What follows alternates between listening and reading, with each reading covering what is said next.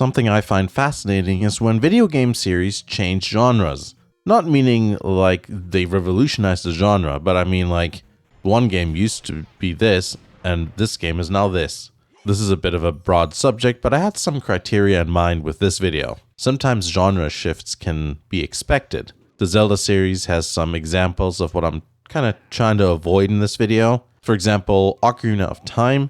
The move to 3D was expected, so that wasn't really a surprise to anyone. That sort of transition from 2D to 3D was just a normal thing in the mid to late 90s and early 2000s, depending on which series we're talking about here. More recently, with Breath of the Wild, the idea of a sandbox Zelda game was often discussed too.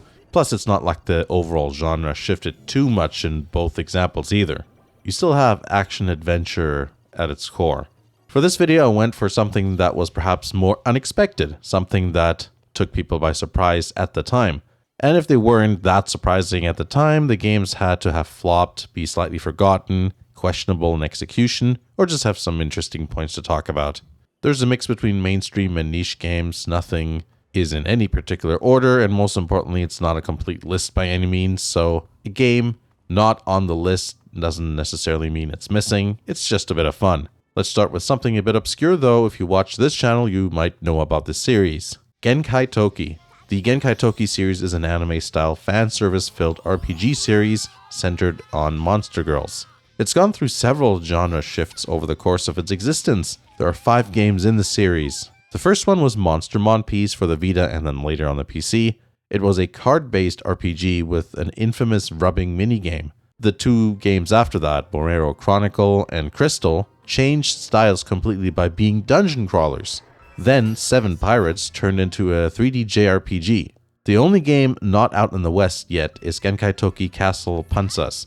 Set in German for no reason in the title. I like how there's 3 languages in there. It also looks like a 3D JRPG, but the 3D models are less cutesy and more realistic than 7 Pirates. Perhaps that last one isn't really a genre change, but I just wanted to mention Castle Panzas because I wanted it to be released in the West one day. Strangely, it's a series that managed to gain a following despite switching things up so much between releases. The absolute dedication to the fan service is probably why.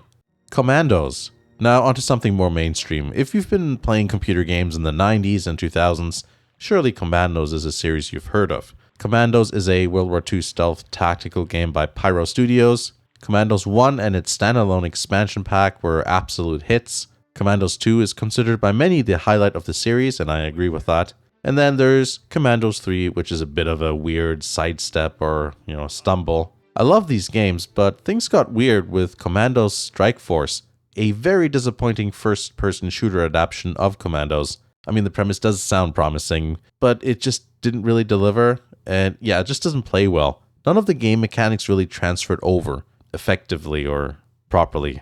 I remember trying it out and just being utterly disappointed. And we never saw another Commandos again except for the somewhat recent remasters of the first 3 games. Strike Force, on the other hand, remains forgotten, and you can't even buy it on Steam or GOG these days. Star Fox. Let's talk about a famous Nintendo series, Star Fox. This one was pretty interesting at the time. Well, it's still interesting, but, as you probably know, it's always been like a space shooter sort of thing, but with Star Fox Adventures, the series essentially became a Zelda clone for one game. And just so you know, that is a GameCube game there.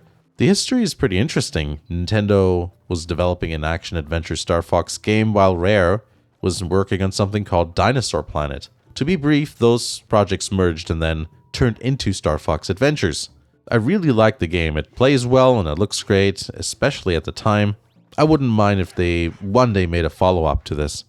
Fallout. This is probably one of the most obvious ones on the list, Fallout 3. The original Fallout games were tactical RPGs. Even though I was a huge Commandos fan, I never played the first 2 Fallout games when they came out, though the original game's box art does look pretty familiar, so I wonder if I've seen it in stores or maybe in a magazine or a catalog or something. Anyway, I'm pretty sure everyone can guess why Fallout 3 went the first-person shooter route. It's just more of a marketable and sellable thing, though technically you can play third person as well, so, it's not technically only just first person, but you know what I mean. Bethesda bought the rights to the series and made a game that they thought would be more mainstream in terms of appeal.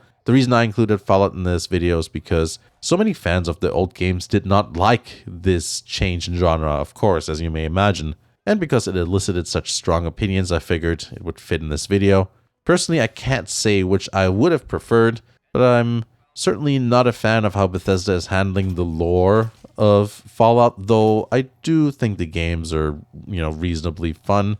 I probably had the most fun with Fallout 3, and then it's just kind of got samey afterwards.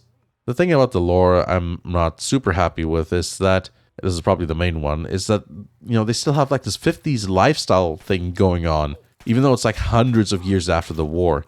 Like, culturally thinking, the population would have evolved into something else, and everything, that looked like 50s futurism would be more of a relic of the past. Not to mention, why is everything still in ruins? Like, look what happened in humanity in 200 years. Humanity has gone from, the beginnings of the Industrial Revolution to, whatever the hell's going on right now. So surely they could have, made settlements that are not just a mishmash of ugly scrap put together. Like, people could have rebuilt houses and things like that. There would have been actual proper settlements.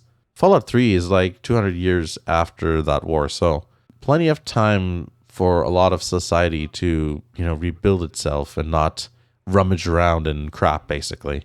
One of the reasons I think the whole Fallout thing is interesting is because it was a niche series with a cult following that was picked up by an entirely different company. So, like outsiders came in and grabbed it up. I wonder how things are from the perspective of the original fans. And if any of you are original fans, I'd love to hear what your opinion is on, that entire thing. Having your favorite franchise being taken over completely by a different company and then making new games that aren't the same genre of the originals, while at the same time achieving so much success that it brings in more new fans than there were original fans, Zelda. Remember how I said Zelda has several examples of things not in the spirit of this video? Well, it's been going on for so long that it also has a few good examples. The first Zelda and Zelda 2 are kind of what I want to talk about there. I wasn't around when either game came out, but word on the streets is that people really didn't expect Zelda 2 to be the way it was. People expected a top-down game similar to the first one, not this, side-scrolling thing which is only top-down when you're in the overworld. Interestingly, despite introducing a few concepts and specific gameplay mechanics that we see in later games, no other Zelda game ended up using Zelda 2's basic gameplay.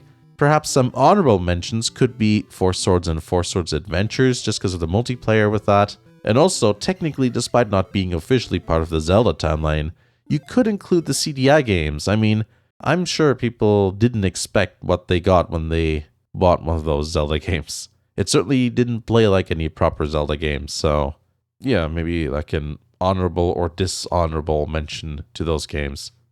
Girls Frontline. The popular mobile gacha series Girls Frontline has a notable genre shift between the first and second game. The series' theme is around android girl soldiers that are modeled after real-life guns. The first game was a 2D tower defense style deal, while the sequel ended up being a grid and turn-based RPG that's in 3D. They are very different games. I did a review of the second game just recently, and someone in the comments mentioned that the first game predates many well-known gacha games, having come out in 2016, 17, or 18, depending on your region. I guess if you look at it from that perspective of how phones weren't as powerful back then, it makes sense that they wanted to make the second game more visually impressive, considering what other competing developers are doing. So, at the same time, they probably thought, hey, instead of Castle Defense, let's try to do something else. Dead or Alive. The famous Dead or Alive fighting game series has a now quite well-known spin-off series called DOA Xtreme, which is a beach-themed fan service dating sim sort of thing. Dead or Alive is very well known for its cultured outfits and character designs, but even so, people did not expect the first spin-off game in 2003, DOA Extreme Beach Volleyball. Still an Xbox exclusive today, it was a bit different than what the DOA Extreme games evolved into, having a larger emphasis on beach volleyball, though the dating sim elements were there. Believe it or not, IGN gave it a 9.2 out of 10. But yeah, DOA Extreme Beach Volleyball was certainly a shift from their usual fighting games. And then DOA Extreme 2 came out on a 360, and the third game is available on several systems, and there's different versions of it actually. I think the most recent one just came out a few weeks ago even. Senran Kagura. Let's talk about Senran Kagura here. A fan service beat 'em up focusing on ninja girls. An excellent example of high effort fan service. It's a series I've covered a lot on this channel here. The main series has seen a bit of a shift when it comes to the genre. Who would have thought? It's the theme of this video, right? The first game, which technically consists of an original and expanded release, was a Nintendo 3DS game. It featured hack and slash gameplay, and while being 3D in terms of appearance, it kind of plays more like a 2D game because it's a side-scroller, except you can actually go like in and out a little bit depending on the level. The next release changed that. Now on the PlayStation Vita, it was a 3D third-person hack and slash game. I remember when Shinobi Versus was announced, fans were very excited to see the changes, me included. But then the next game, which was confusingly called Senran Kagura 2 Deep Crimson, was again a side-scroller on the 3DS. Turns out they decided to split the timeline between the 3DS and PlayStation games. Some people say, 3DS timeline and PlayStation timeline, but as PC ports started coming out, Timeline 1 and 2 are other terms I've seen floating around, though the 3DS never got ported to anything else, so you could argue that that should just be called 3DS timeline, but anyways. Strangely, that meant that the second, or the PlayStation timeline, didn't have a proper first game until Burst Renewal came out. In terms of spin-offs, Senran Kagura likes to be very adventurous also, even though people kind of got used to the fact that they chose random genres for the spin-offs. The genres they chose still caught people off guard. The first spin-off was called Bon Appetit, which was a cooking rhythm game. Then Beach Beach Splash came out, which was a water gun game. It actually plays like a mainline game, it just is a water gun game. Technically, it skirts the line between a spin-off and main game. I would just consider it both. Then Reflections came out, which was kind of a dating sim massaging game sort of thing, but a bit light on the dating sim side of things. It's more like there was like certain scenarios which leads up to a massaging minigame, and then there's like a touchy thing going on. Anyways, it's like the dressing room in the main game just expanded. And then they're like, hey, why not make a pinball game? So yeah, then a pinball game happened. So yeah, Senran Kagura sure likes to switch it up. And I haven't even talked about the mobile games. Most recently, they released Senran Kagura Run, or Senran Kagurun as it's also known. I guess it's one of those games where the character runs continuously and you have to tap at the right time or something. I haven't looked into it, but the name suggests that sort of thing. There's no Western release on that yet. And yeah, as fans of the series know, we don't really know what's going to happen with Senran Kagura releases in the future since the producer left. Pokemon Snap. Pokemon Snap first came out on the Nintendo 64. Instead of the JRPG gameplay of the first Game Boy games, Pokemon Snap was a 3D rail shooter. It was the first 3D Pokemon game to come out, though in some regions Pokemon Stadium came out first. Pokemon Snap was an interesting departure from the usual fighting and battling based games, but in hindsight it actually makes sense. Remember, it was massive back then, Pokemania and everything. And not everybody likes JRPGs, so they figured, hey, maybe we can get other people in if we go a different genre. So with Pokemon Snap, they had a new way to interact with the Pokemon world in a more peaceful way. It included sightseeing elements with the picture taking. That's the rail shooter mechanic. And it still had a bit of a collection aspect going on when trying to take the pictures of certain Pokemon. So those are some games that unexpectedly had a shift when it comes to their genre. These are all games I have experience with. There's a few more that I didn't put in this video. I might do a follow-up on the subject in the future there. Just so you know, I'm going to also make some videos on behind-the-scenes stuff for Patreon supporters and YouTube channel members. I recently revamped the footage archive and backup system, so I'll do a video on that soon so you can see how that all works. It doesn't really matter which tier you're subscribed to. Every paid tier will be able to see it. Anyway, that's it for now. I hope you enjoyed the video. Thanks for watching, and I'll see you again in the next video.